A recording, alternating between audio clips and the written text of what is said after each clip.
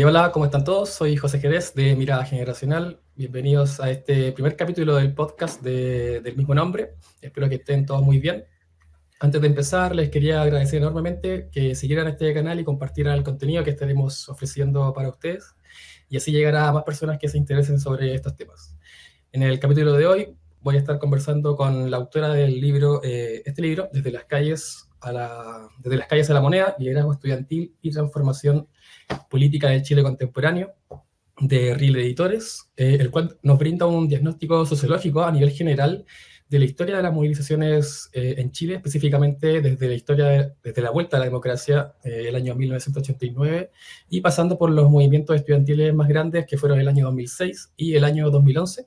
Este último como un punto de inflexión entre las nuevas demandas sociales que se vinieron dando de ahí en adelante sobre educación, sobre todo.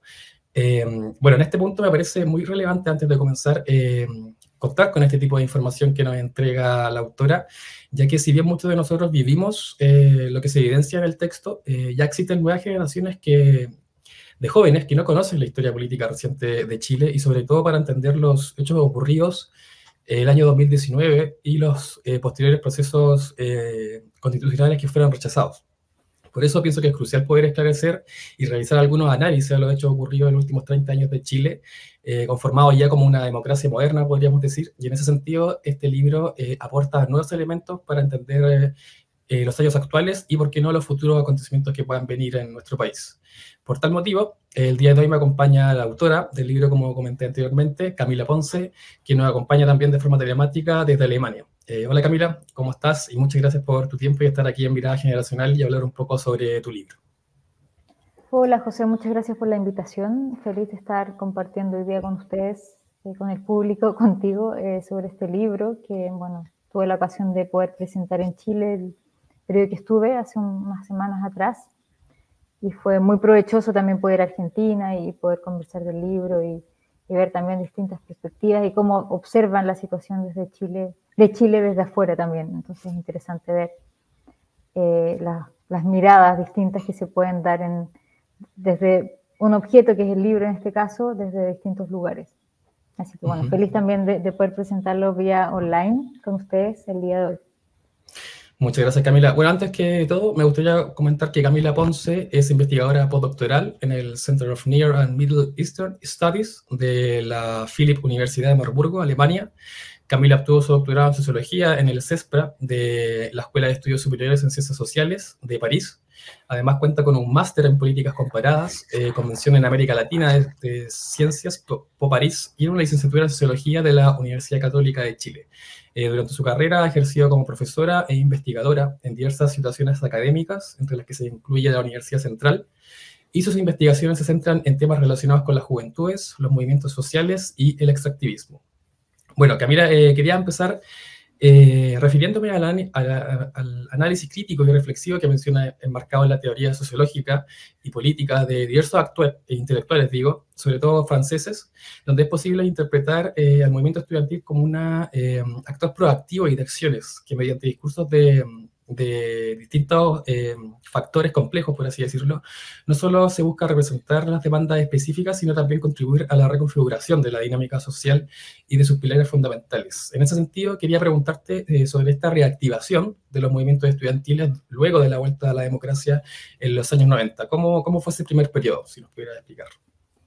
Sí, bueno, es un periodo largo, como que tiene muchas etapas en el cual voy describiendo en el libro, ¿no? No simplemente como los 90, digamos que es un proceso que va creciendo, ¿no? No es un proceso que es lineal, que es un proceso en el cual hay distintos actores, están los secundarios por una parte, están los universitarios, están, bueno, las distintas universidades que son muy variadas en ese momento, pero son principalmente universidades del CRUSH, ¿no? Del CRUSH, de las universidades tradicionales. Y también obviamente participan ciertas universidades regionales y de a poco se van incorporando universidades privadas. Entonces ese proceso es súper interesante y le doy harto hincapié en el libro. Me interesa mostrar cómo de alguna manera esos actores van ampliando el movimiento y también el rol de los secundarios. Creo que ahí también hay un rol súper central en el 2006, bueno, primero en el 2001, pero principalmente el 2006, que es el año más relevante de los secundarios, y cómo se van entrecruzando y dialogando entre sí estos distintos actores también. El rol que esos mismos actores después van a tener en el gobierno y en distintos movimientos. Entonces, es interesante ver que ciertos actores se van a repetir, ¿no? Por ejemplo, actores que son partes del mochilazo, más tarde van a estar en el 2011, van a estar bueno, no todos, pero van a ser parte de la generación que llega al poder. Entonces, es bien interesante seguirle la pista en el fondo. Vamos a ver si se repiten, si se van, si salen del movimiento o del grupo que va más tarde a gobernar. Perfecto, y de hecho en ese punto, como de los inicios de los años 90, como en cuanto a movimientos sociales, también nombras un concepto bien, bien importante que es la confianza dentro de esos años 90, porque si bien entendemos todos que durante la dictadura hubo bastantes movilizaciones también con fuertes represiones, existía ese dejo de miedo, por así decirlo, de esas generaciones como de un poco más de edad, pero que viniendo de los jóvenes ya de los 90, entendieron que se podrían volver como a reactivar estas movilizaciones. Y ya con lo que tú mencionaste del 2001 con el famoso mochilazo, ¿correcto? Sí, sí, yo creo que el tema de la confianza, bueno, sí es un tema importante, pero es como te trataba de decir antes, como ciertos como momentos claves, ¿no? Como momentos de efervescencia y momentos también en los cuales el movimiento como que se apaga, pareciera que no hay movimiento, que se apaga, que se reactiva. Entonces creo que eso es súper interesante ver, sobre todo momentos como en el actual, donde la gente dice, bueno, este movimiento se acabó, no hay nada. Siempre está la posibilidad de que se reactiven y si hay una fuerza de alguna manera que persiste, que está ahí latente, van a volver a emerger constantemente. Y es un poco lo que pasa, lo que se observa entre los 90 y el 2011 y después más tarde también con el estallido social, etcétera. Como que están ahí muy latentes y por ejemplo, eso va a sentar las bases más tarde para que se reactiven otros movimientos sociales de otras áreas, no necesariamente el movimiento estudiantil, sino también movimientos de AFP, movimientos de defensa por el territorio, de los mapuches, etcétera, y van a haber ciertas cuestiones que van a reactivar esto y vamos a ver lo que pasó el 2018, ¿no? El 2019, perdón, Sí. con el estallido social, sí. Perfecto. Pasando también, ya después de este mochilazo del año 2001 y en el desarrollo de estas movilizaciones, hay un hecho en concreto que tú mencionas en el libro que es sobre el Liceo Carlos Cauciño de la comuna de Lota, que es como el inicio que tú dices, lo que originó todo para que lo que vendría siendo ya la movilización pingüina, el año 2006, allá en la región de Talcahuano. ¿Cómo fue? Explícanos un poco ese hecho en concreto y que dio inicio a los movimientos. O sea, bueno, es un hecho que no es como el hecho en particular, es como, o sea, un hecho que fue como, a ver, fue como la gota que rebalsó el vaso, en el fondo. Había como desde ya la necesidad de generar un movimiento estudiantil.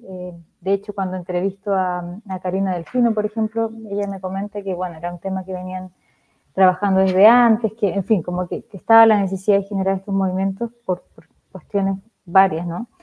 Pero bueno, aparece este tema y evidentemente da cuenta de que la situación de ciertos colegios era demasiado irregular, era demasiado, o sea, las condiciones básicas no estaban cubiertas, entonces era necesario generar algún tipo de organización. Entonces eso empezó a desarrollarse, empezaron a organizarse y sobre todo que es un grupo específico de jóvenes que eran además muy inteligentes, estaban muy comprometidos con el tema, entonces es muy interesante ver cómo ellos también se dedican a esto y bueno, logran bastantes cosas para el poco tiempo, ¿no? que tiene ese movimiento en específico. A pesar de que para ellos en el fondo es como que no se logra nada al final de ese año, igual queda, en el fondo ellos como que sientan las bases para lo que viene después, ¿no? Para el 2011. Claro, sí, como bien dices, sientan las bases y en ese momento, ¿cuáles vendrían siendo las demandas que quizás no se concretaron? Me acuerdo también lo del pase escolar, no sé si había otras demandas también como principales dentro de ese movimiento. No, la principal demanda en el fondo era el tema de la municipalización, que era como el gran tema y tema que en el fondo no se ha resuelto, como que siempre han dado como soluciones parches desde entonces. Sí, está la municipalización y está, en el fondo, esa es como la gran crítica al sistema, ¿no? Como que de ahí parte la crítica al sistema, de decir, bueno, ¿por qué los colegios, por ejemplo, de Providencia, de Las Condes, tienen mejores resultados versus un colegio que está no sé, en Puente Alto, en La Pintana. Entonces, ¿por qué todos tenemos que irnos para este tipo de colegios, ¿no? Entonces, como un poco la cuestión. Que empieza a emerger, los estudiantes se ponen a estudiar, empiezan a entender que en el fondo tiene que ver con este sistema, ¿no? Que es bastante nefasto para los sectores más vulnerables, más pobres del país.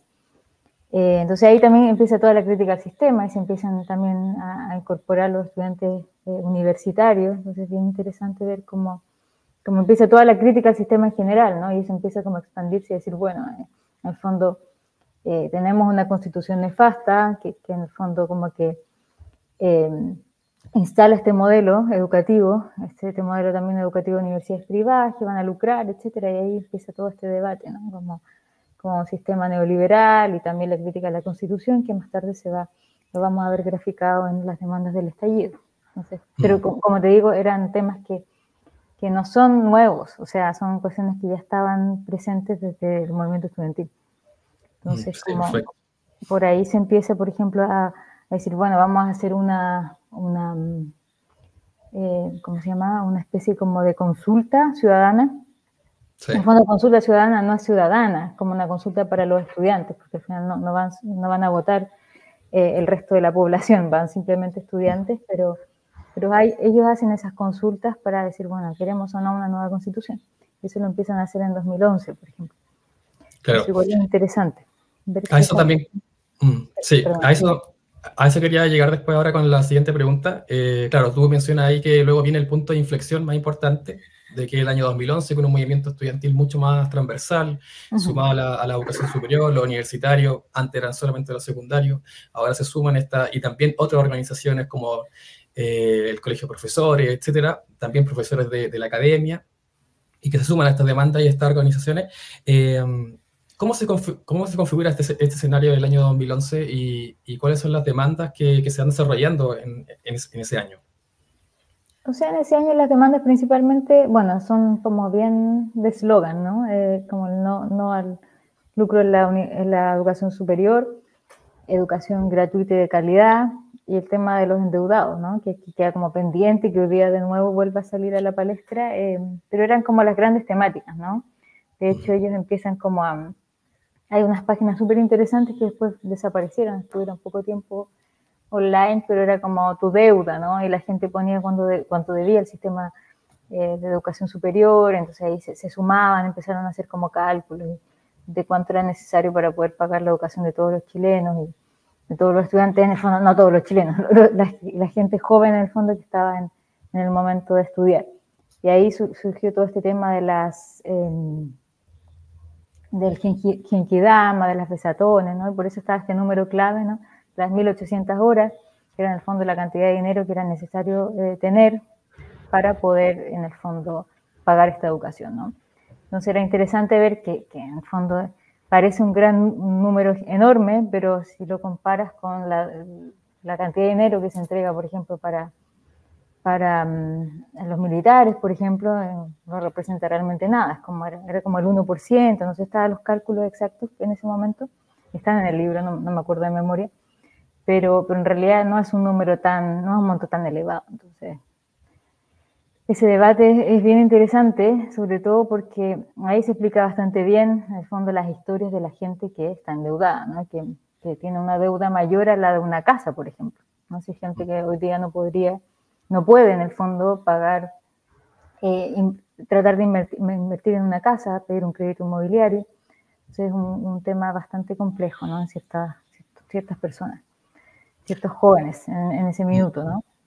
Sí, el tema del CAE es un tema que da para mucho y que, claro, hoy en día, como bien dices, está como floreciendo de nuevo ese tema y un posible acuerdo en cómo desarrollar esa ayuda a los miles de estudiantes que siguen endeudados, como bien dices, con el doble, que van pagando el doble de la carrera al final, terminan pagando una propiedad, por así decirlo. Ese año, el 2011, hay muchas marchas, muchas movilizaciones sociales, la gente realmente estaba muy motivada. Bueno, yo también fui parte y fui a marchar, me acuerdo, hasta lloviendo.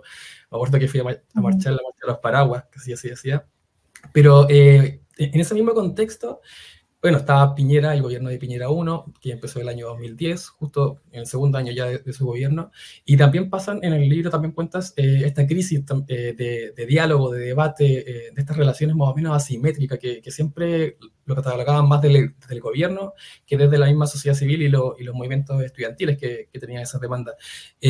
¿Cómo fue esos debates que se configuraban en esos gobiernos, o sea, en ese gobierno de Piñera y los ministros que pasaron también por el Ministerio de Educación, ya sea Lavín y creo que el otro fue Bulnes, Felipe Bulnes? ¿Cómo fue ese diálogo? ¿Qué se rescató?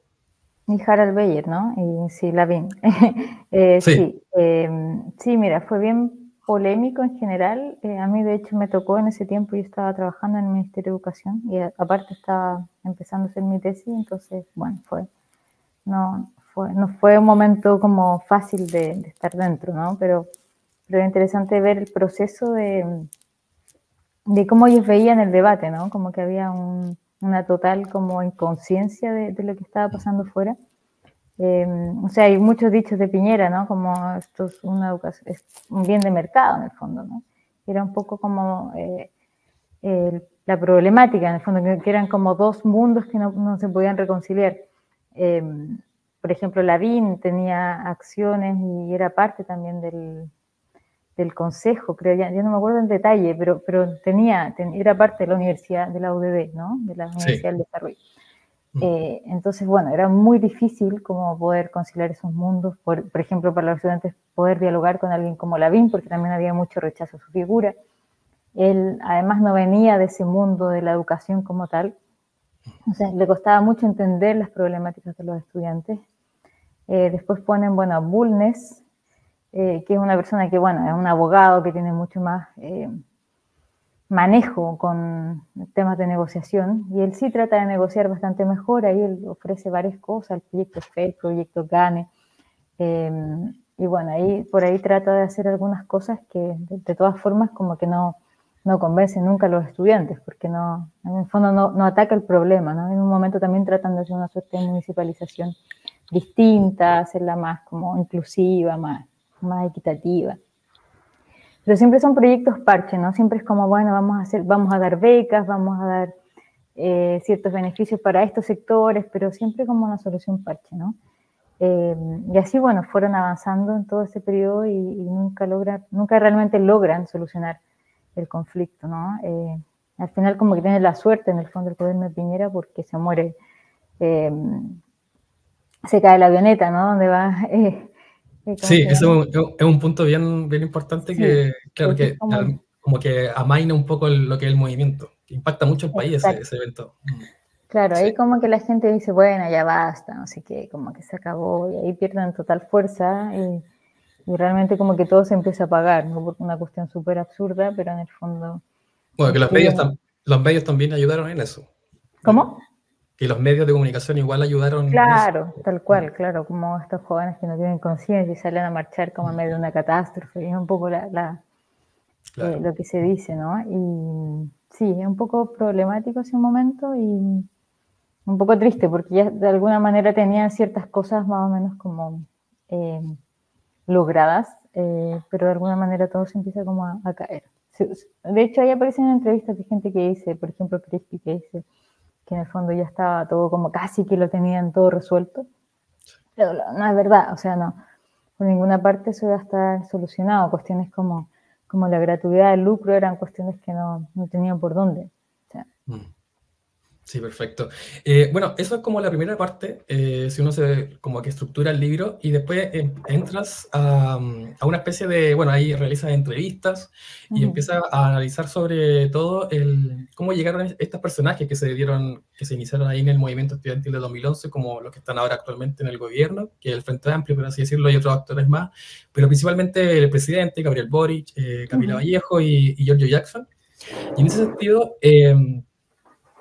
mencionas que hay tres tipos de trayectorias. Eso también me llama mucho la atención en base a algunos autores. ¿Podrías contarme en qué consiste cada uno o a nivel general y cómo se refleja esto en las personalidades de los actores, de los actuales gobernantes? Sí, no es que sean todos los gobernantes, ¿no? En el fondo es como que yo, bueno, las figuras principales. Sí, no, es que solamente para aclarar, en el fondo como que hay, bueno, yo entrevisté a mucha gente, muchos perfiles muy distintos de militantes, de activistas del movimiento estudiantil, y en el fondo me fui dando cuenta que habían ciertos como patrones que se generaban, ¿no? Entonces, como cierta gente que, bueno, llegaba a la política de cierta manera, otros de otra manera. En el fondo, a partir de la literatura también, de lo que se ha escrito al respecto, bueno, se decía una cosa, ¿no? Que era básicamente que todos llegaban a través de la familia o a través de ciertas instituciones, ¿no? Y eso era un poco como el patrón.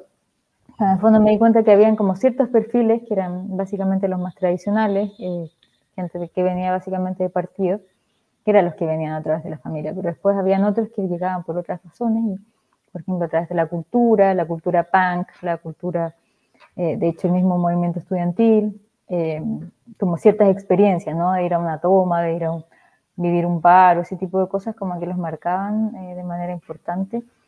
Y por otro lado, habían otros que realmente cambiaban, ¿no? De orientación, que tenían historias también, quizás de un padre que también había cambiado de orientación y ellos también tenían como ese perfil. Pero ese era como el más raro en realidad, no era como un perfil muy común, pero en el fondo estaban como esos tres tipos de trayectorias, en el fondo así las denominé. Y bueno, y ahí están como el tradicional en el fondo, que puse un ejemplo de un militante del partido que en el fondo es Belolio, que hoy día se está postulando a candidato en la Comuna de Providencia. En la Comuna de Providencia, para reemplazar a Evelyn Matei, y ya había sido ministro, bueno, y él también fue bueno, es como, yo lo pongo como parte del movimiento, en realidad es como parte y contra, ¿no? Él era, sí. O sea, él fue presidente de la FEUC, en la Universidad Católica, bueno, cuando yo estudiaba en ese tiempo. Entonces, él es una generación un poco mayor que la mayoría de estos otros que están ahí, pero en el fondo se cruzaron, ¿no? Son como un par de años, 3 años más que el resto, o 4 años, no sé. Bueno, depende con quién, ¿no? Porque ahí todos tienen como un año en específico. Sí. Pero eso no necesariamente coincide con los años, ¿no? Que muchas veces los presidentes de las universidades, de las federaciones, se quedan más tiempo en la universidad para ser presidente, en fin, como el caso de Cristi. En fin, hay varios que tienen como esos perfiles, pero más o menos eso como el perfil, ¿no? Y bueno, después hay uno del Genkidama, después también está el hijo de Hermosilla, ¿no? Que es un poco el caso más polémico. Es más bien un trabajo como de historia de vida y de otro tipo de cosas, ¿no? Más como sacar a la luz la historia de Hermosilla, sino más bien dar cuenta como perfil de trayectoria política. Perfecto. Sí. Bueno, teníamos estos personajes, como bien tú lo analizaste en el libro, y después se centra principalmente en el Frente Amplio. Y ahí destaca, me acuerdo que realiza una cuadrícula de los personajes que pasaron y que están todavía algunos en el gobierno. Y me llamó la atención, claro, que algunos, no, por ejemplo, no tienen posgrados. Son muy pocos los que tienen un posgrado universitario, como el ministro de Economía, Grau, por ejemplo, y un par de más. Y otros que estaban también realizando algunos estudios, como la exministra del Interior, la Isquiasiches, digo. Entonces, ahí, ¿qué pudiste analizar? ¿Qué pudiste rescatar? ¿Algunas diferencias, semejanzas en ese como conglomerado político en específico? Bueno, es que a diferencia de lo que se dice, ellos sí tienen experiencia en la política, eso como que no cabe ninguna duda de eso, ¿no? O sea, imagínate salir de la universidad y estar como de ministro, de diputado o senador desde que sales de la universidad, bastante experiencia en la política.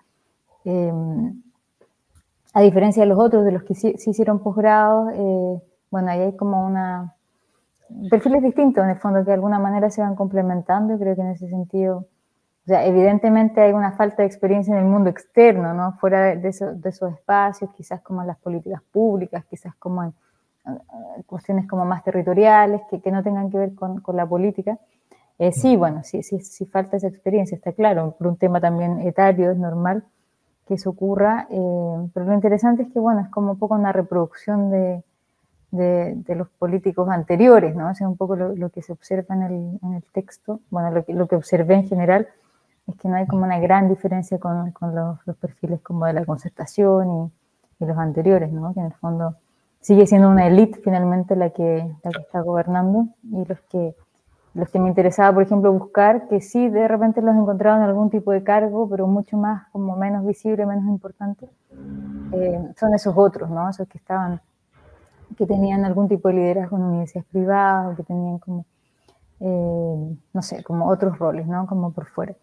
Ese tipo de perfiles como que de alguna manera han desaparecido o son menos relevantes y no tienen como la visibilidad que deberían tener para el tipo de gobierno, para el tipo en el fondo, como de espíritu que tiene este gobierno, ¿no? Que en el fondo busca ser más inclusivo, busca ser más, como salirse del formato tradicional y sobre todo diferenciarse de la concertación, ¿no? De la nueva mayoría. Claro, perfecto. Bueno, ya terminando, la última pregunta que te quería hacer ahora, Camila, es más o menos como tu visión, tu diagnóstico, a propósito ya de este segundo año, si no me equivoco, del gobierno Boric, tercer año, ¿no? Tercero, ya no me acuerdo. Sí, tercero. Sí, tercer año. Sí, ¿Cómo sí, es complicado. Mira, trato de no hacer diagnósticos, traté como de no poner mi diagnóstico en el libro. Fue difícil porque me da muchas ganas también, pero en el fondo no tenía una investigación al respecto seria. Entonces, más allá de como hacer un ensayo o algo así, no, me parecía como poco serio, poco, no sé, como que le quitaba valor en el fondo a todo el otro trabajo que había sido bastante largo, de muchos años, como hacer un diagnóstico como, además estando afuera, donde me he perdido muchas cosas interesantes. Claro. No, pero yo te lo pregunto como ya a modo personal y fuera de lo que ya es el texto. Sí, ya voy para allá. Simplemente estaba haciendo una pequeña introducción. En el fondo el libro no habla de eso, pero claro, mi evaluación en el fondo es desde afuera, desde lo que puedo ver, que he estado en Chile en pequeños momentos, igual sigo las noticias, por supuesto, pero me parece que hay como muchas promesas incumplidas, sobre todo los temas que yo estoy trabajando ahora, que tienen más que ver con temas medioambientales, que temas de extractivismo, que en el fondo es básicamente como las grandes promesas que hizo Boric, y como él se planteó de alguna manera como el niño árbol, ¿no? Como un gobierno ecológico, un gobierno como muy en diálogo con el medio ambiente.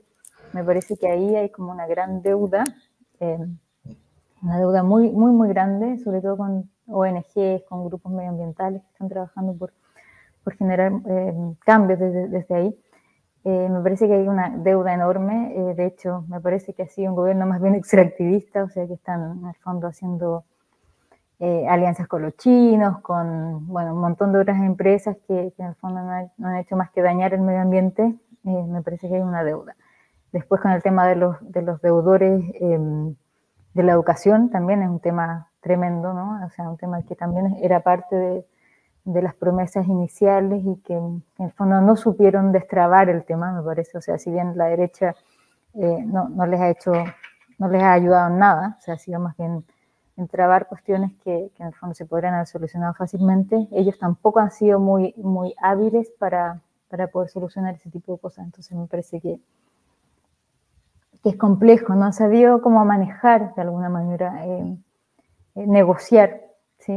Yo creo que es eso. O sea, un gobierno que tenía muy buenas intenciones al comienzo, pero en cuestiones claves como que se ha caído y no ha podido avanzar. Obviamente no digo que todo sea culpa de ellos, también hay una oposición muy fuerte, pero aún así puedes, no sé, avanzar en ciertas temáticas o ser un poco más fuerte, ¿no? Como tener una posición más clara frente a ciertos temas.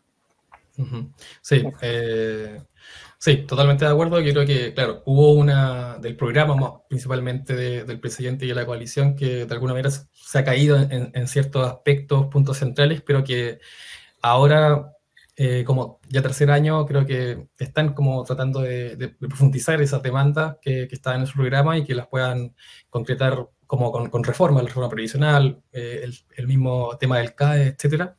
Pero sí, la posición ha sido fuerte y creo que está súper complicado y esperemos que la ciudadanía igual entienda más o menos ese aspecto y que no solamente es todo malo o que no pueden lograr a llegar a esos acuerdos solamente por incapacidad política, por ejemplo, sino que es mucho más complejo. Creo que hemos llegado al final de nuestra conversación. Me interesó mucho poder haber conversado contigo, Camila, para estudiar estos temas de movimientos estudiantiles, etcétera, de los últimos años, y ver que jugaron también y que juegan todavía un rol importante en el espectro transformador de la sociedad y las políticas del Estado. Y no solo aquí en Chile, sino también en gran parte del mundo, los jóvenes siempre son los que dan que hablar, los que se están moviendo. Lo mismo lo estamos viendo ahora en el caso del genocidio que se está cometiendo al pueblo de Palestina, que son los estudiantes los que se están movilizando en las principales universidades del mundo. Así que no, muy gratificante, y el tema del electroactivismo lo podemos dejar también para otro capítulo, que también es un tema muy, muy interesante. Bueno, te agradezco poder compartir tu conocimiento con nosotros acá en Mirada Generacional, y muchas gracias por tu tiempo, Camila. Gracias, José. Súper, estamos en contacto. Mucho éxito con tus proyectos y seguimos hablando por ahí. Ya, pues muchas gracias. También éxito en todo. Chao, gracias. Chao.